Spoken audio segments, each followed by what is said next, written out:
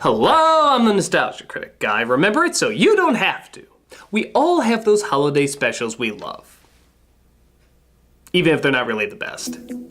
Whether it be nostalgia, creativity, or some sort of surreal intrigue, we all have those specials we know aren't fantastic, but something nonetheless draws us to them. They're not good enough to be classics, but they're not bad enough to go unappreciated either. There's a certain magic to these specials that keeps us coming back, and this Halloween, we're gonna look at what it is here today. So get ready to cheer with adequacy. We're looking at the top 11 best ones. Why top 11? Because I like to go one step beyond. So, sit back and enjoy the top 11 Halloween guilty pleasures.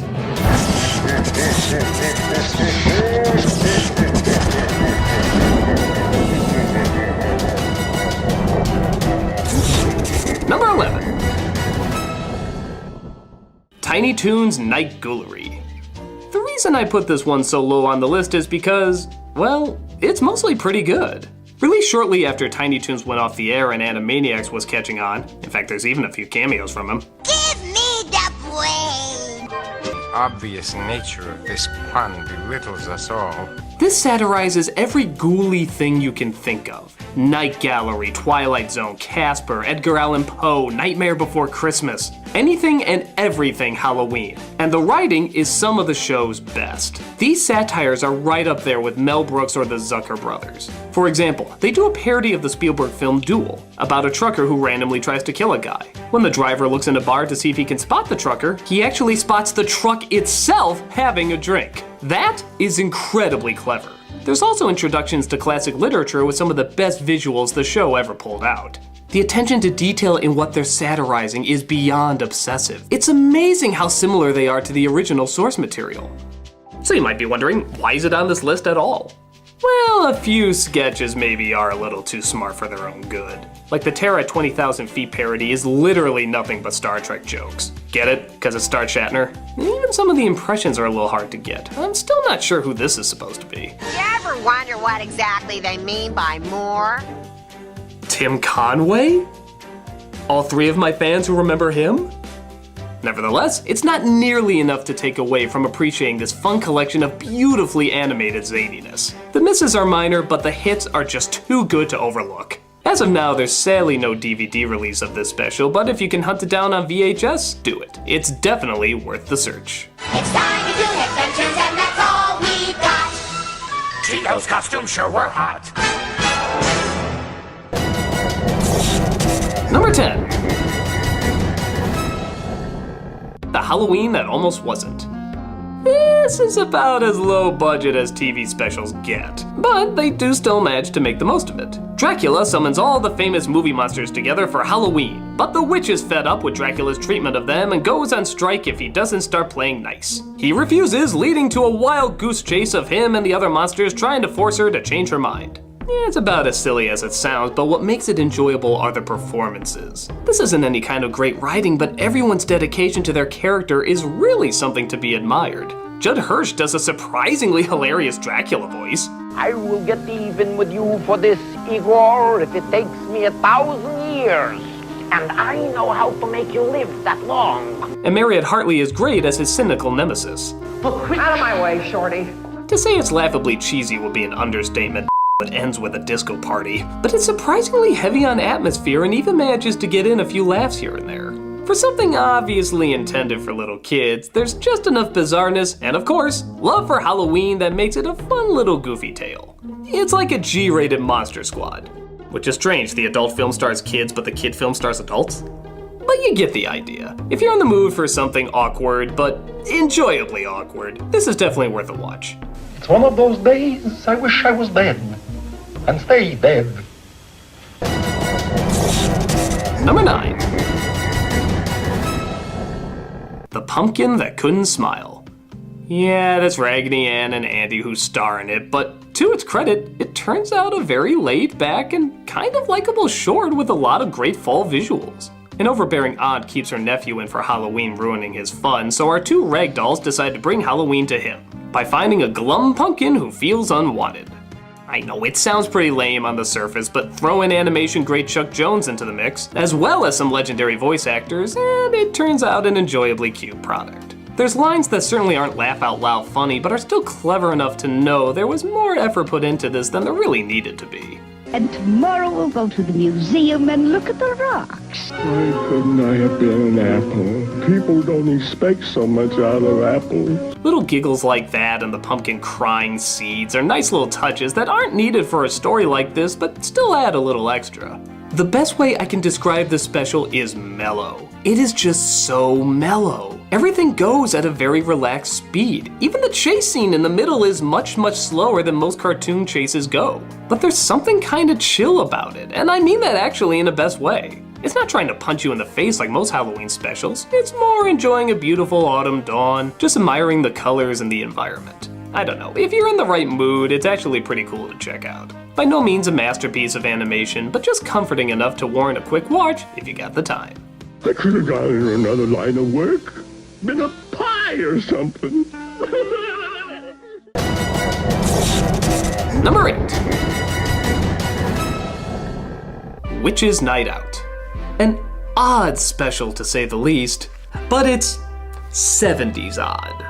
Which should practically be given its own category. To say its style is friggin' bizarre is beyond obvious, but the way it's bizarre makes it hard to turn away from. It centers around a witch, played by Gilda Radner, who feels her powers of scaring have dwindled down to nothing. But she hears a little boy and a little girl wishing they could be scary themselves, and so she transforms them and their babysitter into classic spooks. Of course, things get out of control, and it's a crazy race to try to set things back right again.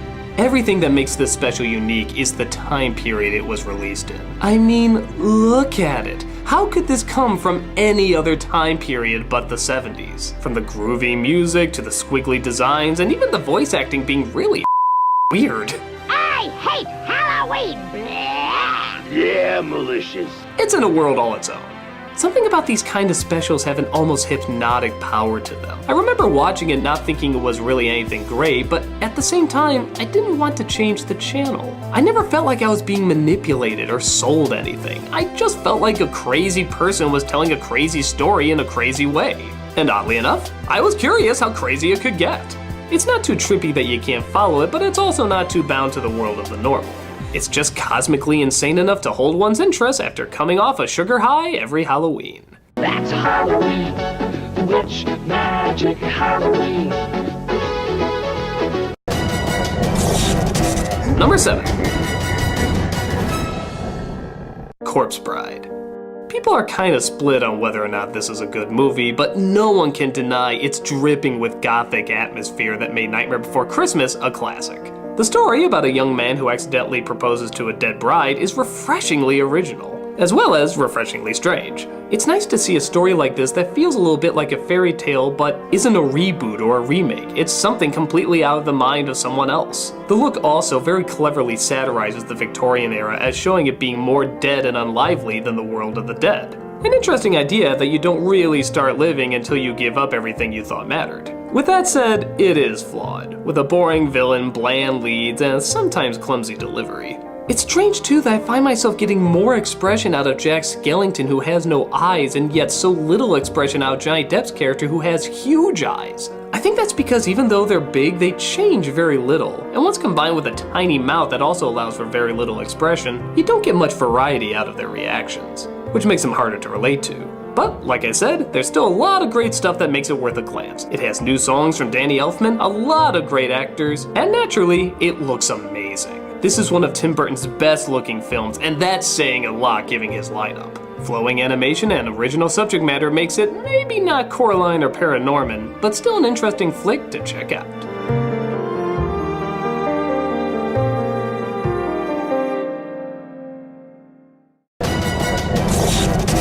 Number 6.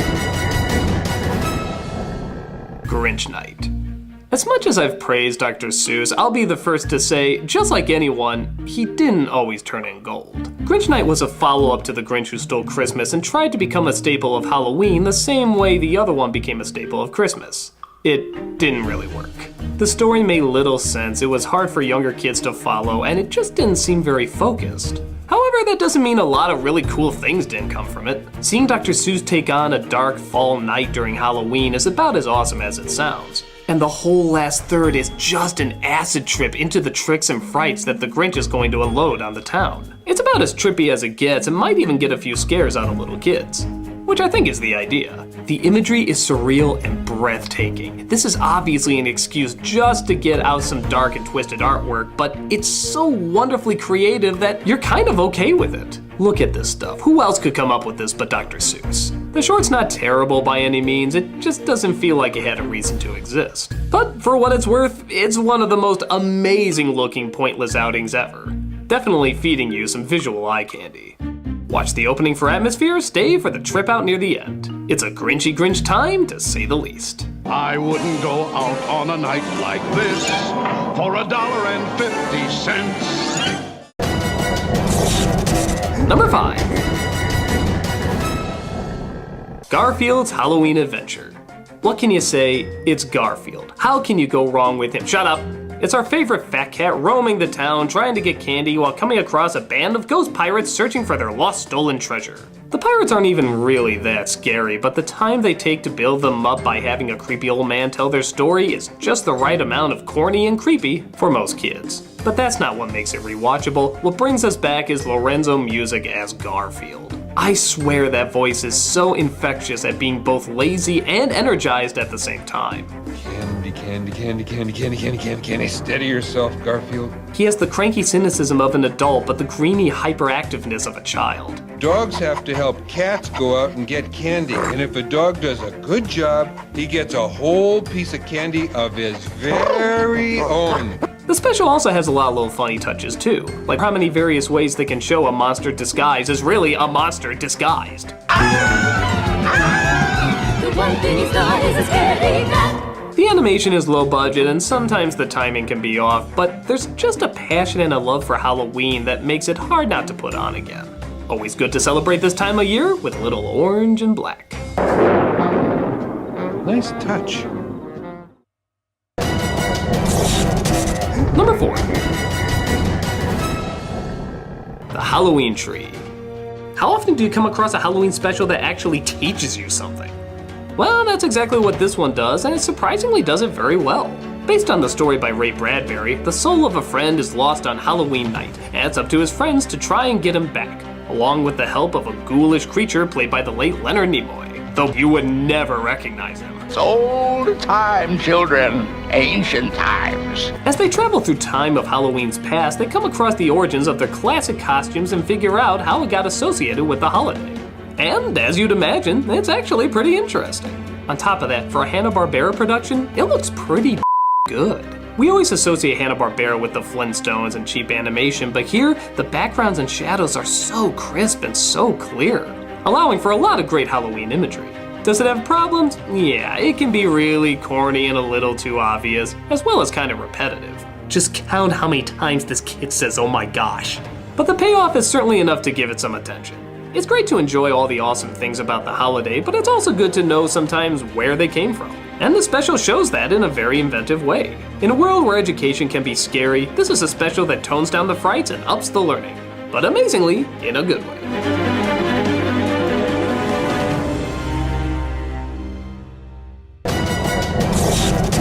Number 3. Monster House. Another really original idea that's so simple and yet most people never forget it. It's about exactly what you think, a monster house. One that gobbles up anybody who walks by and it off. While imaginative, you would think it would get old really quick, but there's actually a pretty clever story that has a few twists and turns in it. It's not overly complicated, but it's not insultingly simple either. It's just the right balance of a dark and twisted story with goofy and likable characters. And of course, visually, they up the darkness. Skinny trees, scary faces, people in peril, it has a lot of fun. At times it can be a little slow and the character animation can be a little awkward given the time period it came out, but the various ways they show off this house and change it around to make everyday objects suddenly look intimidating is really cool. It's a good combination of being both creepy and odd, but also sweet and innocent at the same time, with just the right amount of an edge for a kid's film. Do you want to be eaten alive? No! Get out of here! It's another flick you have to praise for its originality and its dedication to an idea. It's not Laugh Riot or anything, but there's enough in it to keep coming back for a few more housewarmings.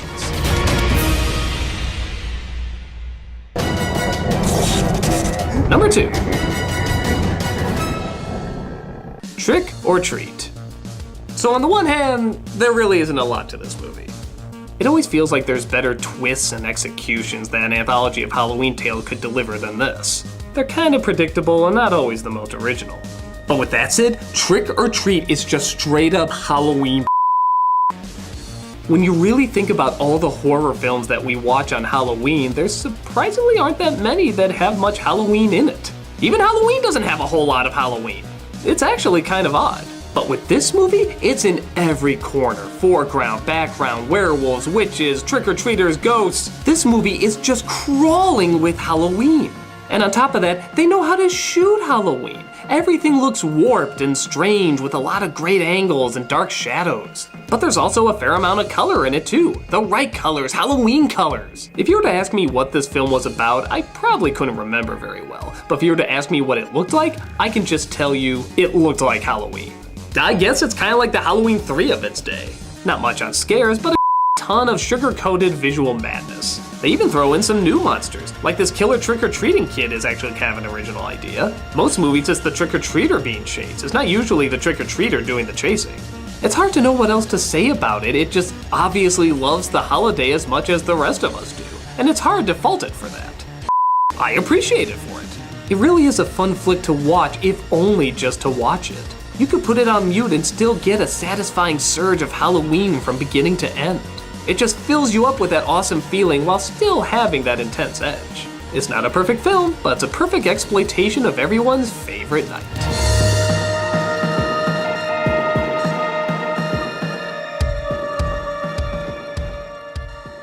And the number one Halloween guilty pleasure is... No, I'm not doing that one. I'm not doing it. Look, that's a dumb film. It's a stupid film. Okay, look, I don't care if most of you watch this piece of every Halloween and it's like a big tradition, okay? I'm not doing it. I'm just not talking about it. It's a stupid piece of and I'm not gonna bring it up here. Okay, look, if there's a Halloween guilty pleasure that you watch every year and I didn't bring it up, go ahead, leave it in the comments below. But there is no way I am talking about this piece of especially in the next review!